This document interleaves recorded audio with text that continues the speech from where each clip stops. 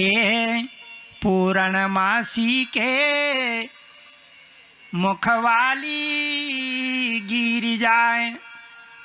ए चांद की तरह मुखड़े वाली, आज तेरे मुखड़े में 12 बज रहे, काला हो गया तेरा मुख, तेरे मुख में शोभा नहीं है, तेरे मुख में संताप है, तेरे मुख में दुख है। ये बता तेरे को कौन सा दुख खाए जा रहा है? दुर्गा कहती है, नाथ गंगा तीर पे मेरे पिताजी यज्ञ लगा रहे हैं और सारे देवता यज्ञ में भाग रहे हैं। तुम्हें कैसे पता चला कि देवता यज्ञ में भाग रहे हैं? बोले जब हम यहाँ नृत्य कर रहे थे, हमारे ऊपर देवताओं की वाहन चल रहे थे। ब्रजंती शर्वतो दिग्भे उपदेव बर स्त्रिय विमानयाना सप्रेष्ठा निष्कंठे सुवास से। हमको बताया देवताओं के विमानों ने, देवताओं ने बताया कि गंगा के तीर पर दक्ष प्रजापति सप्ताह लगा रहा है। सबको बुलाया नाथ, सबको बुलाया है, हमें क्यों छोड़ दिया? भगवान शंकर कहते हैं तेरे पिता मेरे से घृणा करते हैं। जब मैं उनको मिलने जाता हूं तो मेरे को कहते हैं, अरे ये फिर आ गया, ये नंगा फिर आ गया, खदेड़ो इस नंगे को, फिर आ गया ये।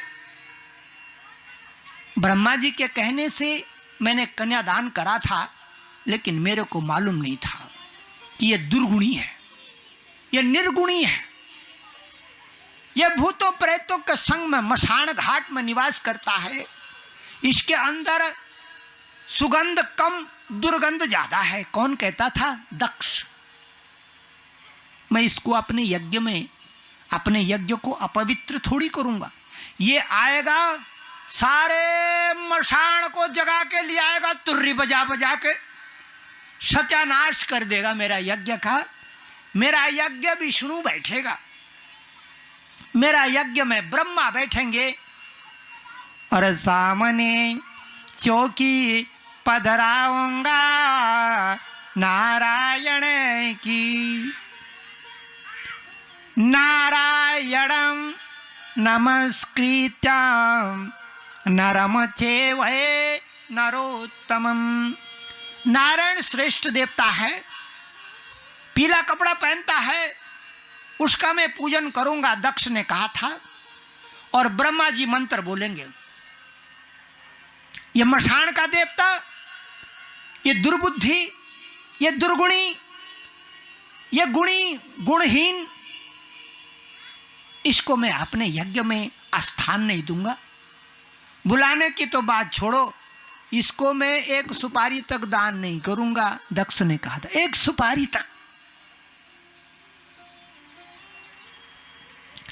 भगवान शंकर ने कहा, हे देवी, बिना बुलाए जाना ठीक नहीं है। बुलाते तो जाते, बुलाया नहीं है तो अपने घर में बैठे रहो शांति से। लेकिन सती नहीं मानी, बोली नाथ मैं कैसे रुक जाऊं?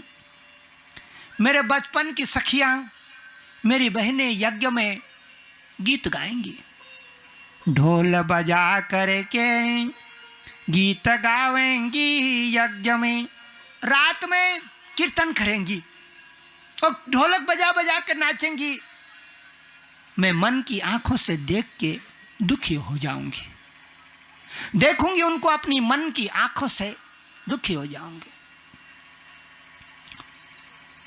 मेरी बहनें यज्ञ में सेवा करेंगी, अतिथि का सत्कार करेंगी, क्योंकि शास्त्रों में कहा गया है कि अतिथि देवो भवे, अतिथि देवता का रूप है हमारे तुम्हारे घरों में।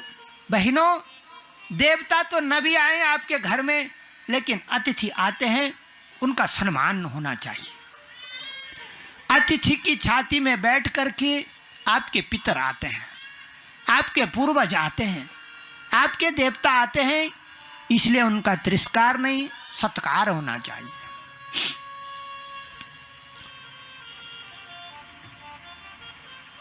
गिरिजा कहती है, नाथ मैंने सुना है कि यज्ञ में सेवा करनी चाहिए, झाड़ू लगाना चाहिए, कीर्तन करना चाहिए, बर्तन धोने चाहिए, जूठे बर्तन उठाने चाहिए, लोगों को प्रसाद बांटना चाहिए, अपनी बहनों के साथ कीर्तन करना चाहिए, हंसना चाहिए, नाचना चाहिए, गाना चाहिए, अपनी आत्मा को रिझाना चाहिए। मैं यहाँ पहाड़ में बैठी रहूंगी और मेरे बाप के घर ढोलक बजती रहेगी, कौन बिटिया मानेगी? कैसे रुकूंगी? नहीं रुक सकती। प्रातः काल हुआ, भगवान शंकर ने कहा ठीक है, नहीं मानती तो जा। गंधर्व लाल डोला सजाने लगे। माँ ने अपनी धोती की गठड़ी बांधने लगी। सुनो, धोती की गठड़ी में क्या रख रही है? हजारों बरस पुराने ये श्लोक गीत भागवत के, उनमें पुराण माता क्या कर रही है? आज भी वही करती है, ये बदली नहीं है, यहां तक पहुंच गई है। आज भी इसका प्रेम लाल कपड़े से, ये बापा दुकान में जाएगी कि लाल साड़ी पे ऐसे चिपटती। क्यों? गुण धर्म अंदर वही है, आज भी जो हजारों बरस पहले था। उसमें बदलाहट नहीं हो रही है, उसमें बदलाहट नहीं हो रही है। तो सुनो, यज्ञ में जाने को तैयार है, क्या कर रही है? इसने लाल झंडा तैयार कर दिया, लाल ध्वजा, छत्र, चंवर, घंटा, घड़ियाल सजने लगे। घड़मण घड़मण घड़मण घड़मण भगवान के गण घंटा बजाने लगे। नाद बजा शंख काए, अरे माने निकाला 7 मुंडों वाला शंख, 7 मुख वाला शंख निकाल दिया जगदम्बा ने, सती ने। कितने मुख उसमें? 7 मुख उस शंख में, 7 मुख, 7 स्वरों की वार्ता करेगी। गुरुजी कहते हैं,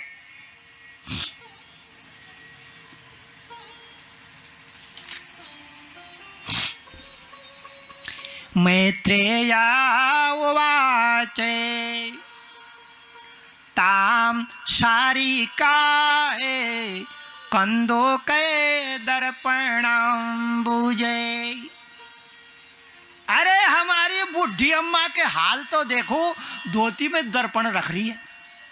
आज भी वही करती हो ना, इधर उधर जाती, दर्पण देखा मैंने कई बच्चियों के दर्पण खीसे में, चुप दर्पण निकाला, ऐसे तिरछे देखा, लिप चिप फिर छिपा देती है। ये उसी की औलाद है जिसकी कथा हो रही है, ये उसकी औलाद है, इसलिए इसके अंदर भी वही गुणधर्म है। बदला कुछ नहीं, समय बदला है, 5000 वर्ष पुरानी कथा है, बदला कुछ।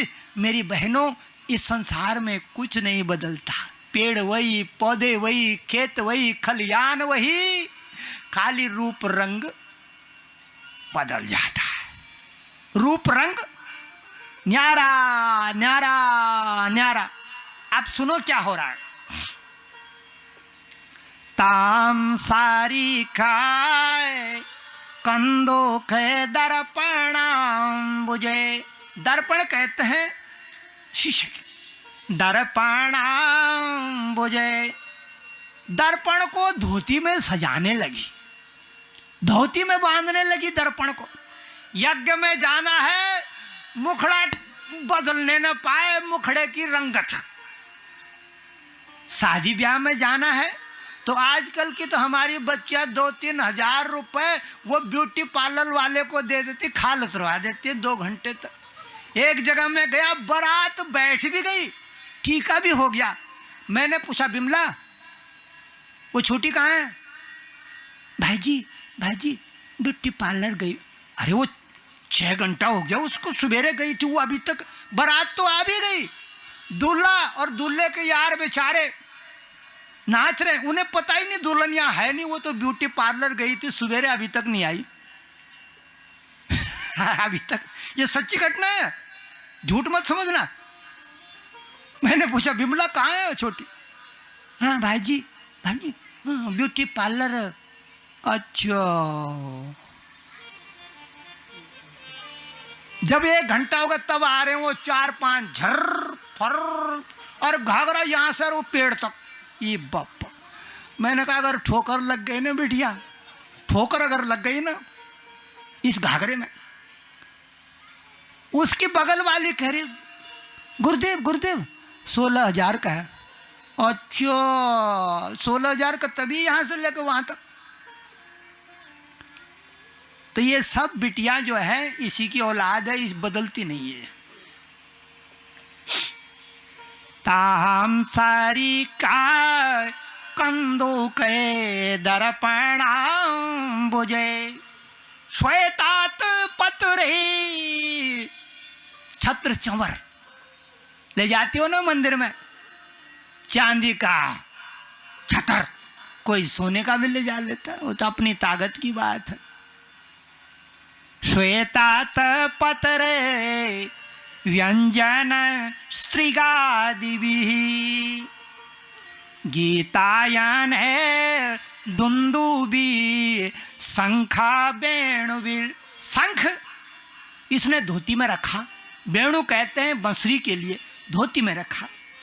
मृदंग धोती में बांटने लगी। बोले वहां मिले ना मिले भरोसा नहीं, जैसे हमारी बेटियां आती है ना शाम को कीर्तन करने, बांध कर रखे अपनी मृदंग अपने साथ, चल कमला ढोलक उठा ढोलक।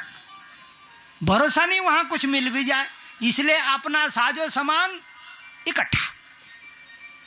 यज्ञ में जाना है तो साजो सामान सब इकट्ठा। ओरे शैंद्र मारो पीता बिटंकीता यो, सारी गठरियां बैलनाथ में धर दी और चली सवारी कहाँ? यज्ञ मंडप की ओर। पहाड़ से नीचे उतरने लगी, मां का डोला उतरने लगा। कहां से? पहाड़ से। सारे गंधर्व ढोल बजा के गीत गाते गाते मां का डोला लेकर के कहां जा रहे हैं?